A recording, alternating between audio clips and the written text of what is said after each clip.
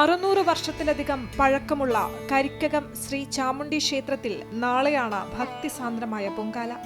ദേവിയുടെ നക്ഷത്രമായ മീനമാസത്തിലെ മകം നാളിലാണ് പൊങ്കാല നടത്തുന്നത്.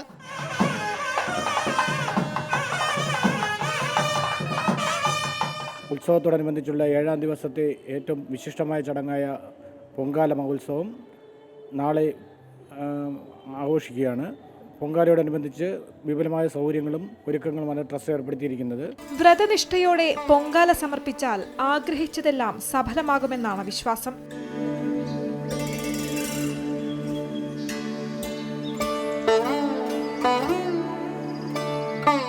രാവിലെ 10:15 ആരംഭിക്കുന്ന പൊങ്കാല ഉച്ചയ്ക്ക് 2:15 തർപ്പണത്തോടുകൂടി അവസാനിക്കും.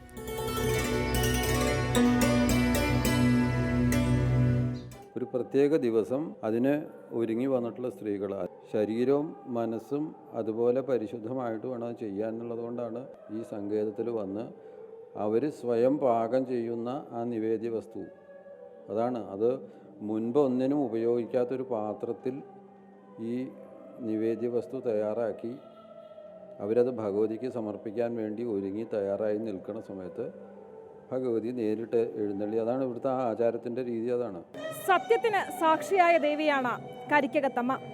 അമ്മയുടെ തിരുമുൻപിൽ പൊങ്കാലയർപ്പിക്കാൻ നാളെ ലക്ഷക്കണക്കിന് ഭക്തജനങ്ങൾ ഈ ക്ഷേത്രത്തിലേക്ക് എത്തും. ക്യാമറാമാൻ സുരേഷിനൊപ്പം ദേവിക ചന്ദ്രൻ, അമൃത ന്യൂസ്, തിരുവനന്തപുരം.